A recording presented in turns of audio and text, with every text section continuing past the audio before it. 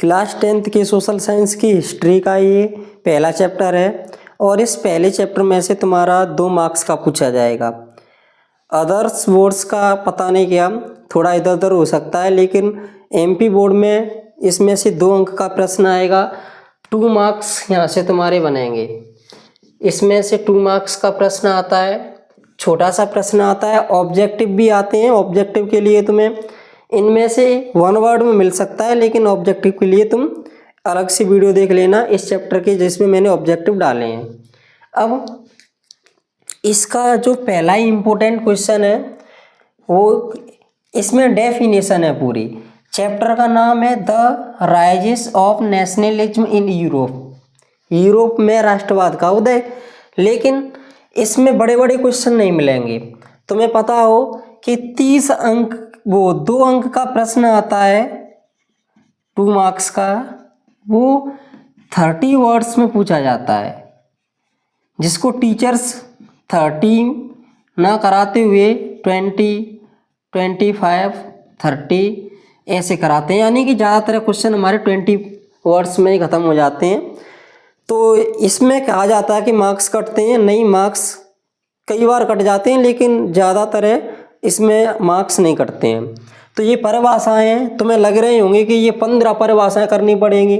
ये चैप्टर ही काफ़ी बड़ा है, तो इसमें 15 परिभाषाएँ करना कोई ज़्यादा बड़ी बात नहीं है। और नॉलेज के लिए तुम याद कर लो, वही अच्छा रहेगा।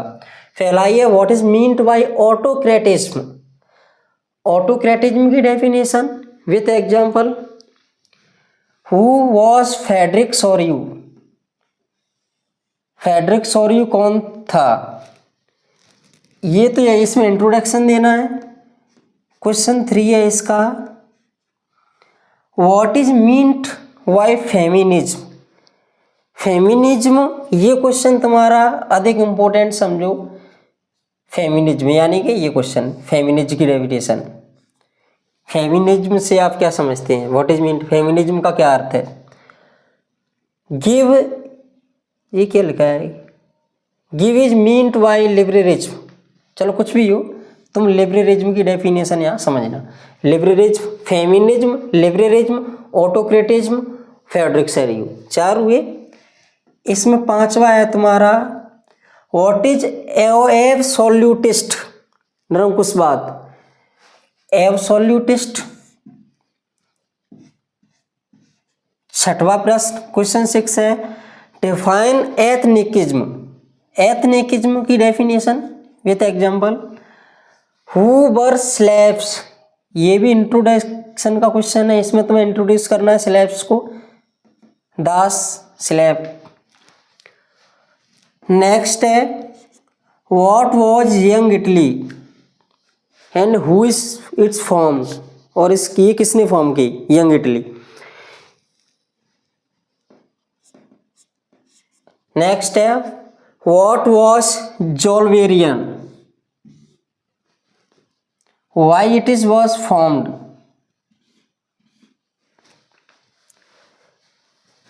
क्वेश्चन 10 है इसमें, जो तुम्हें याद करना है, what is the treaty of Vienna, who hosted it. कि ट्रीटी ऑफ वेन्ना क्या है और इसको किसने होस्ट किया।